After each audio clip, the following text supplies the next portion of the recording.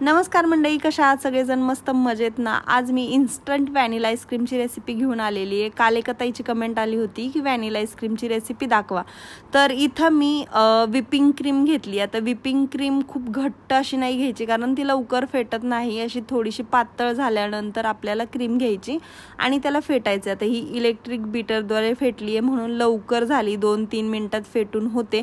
जास्त पण आपल्याला घट्टसर नाही, अशी सैलच ठेवायची ही क्रीम। आणि त्याच्यामध्ये घालायचे मिल्क मेड कंडेन्स मिल्क। तर हे कंडेन्स मिल्क मी घरीच बनवले, याची रेसिपी पाहिजे असेल तर कमेंट करून सांगू शकता।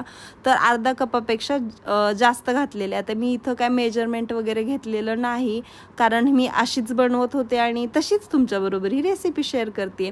तर नंतर याच्यामध्ये व्हॅनिला इसेन्स घालायचा। आता कुठली आईस्क्रीम बनवायची त्यानुसार आपल्याला इसेन्स घालायचा आहे, म्हणजे आपल्याला तो फ्लेवर येईल। आणि बघा, मस्त अशी व्हॅनिला आईस्क्रीम एकदम इन्स्टंट तयार।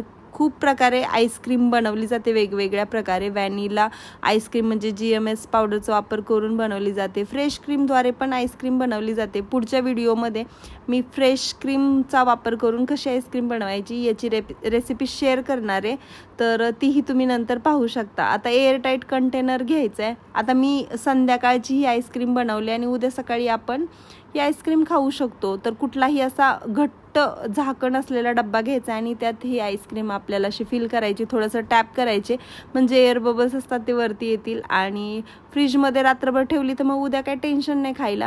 आता सेपरेट याचा व्हिडिओ मला घेता नाही आला, कारण मी दुसरा एक व्हिडिओ शूट करत होते, त्यामध्ये तुम्हाला दाखवते की ती आईस्क्रीम कशी बनली आहे, तर तुम्ही पाहू शकता। आणि इथं मी म्हणजे व्हॅनिला आईस्क्रीम कुठल्याही म्हणजे कशातही जाते, तर मी इथं काय करत होते, केक आणि आईस्क्रीमचं असं छान डिझर्ट बनवत होते। तर तुम्ही पाहूच शकता ही आईस्क्रीम किती छान बनलेली आहे आणि त्या आईस्क्रीमचा वापर करून असे वेगवेगळे पदार्थ बनवू शकता। तर ही आईस्क्रीमची रेसिपी कशी वाटली मला कमेंट करून नक्कीच सांगा। आवडली असेल तर लाईक करा, शेअर करा, चॅनलवरती नवीन आला असेल तर सबस्क्राईब करा। परत भेटूयात, तोपर्यंत बाय।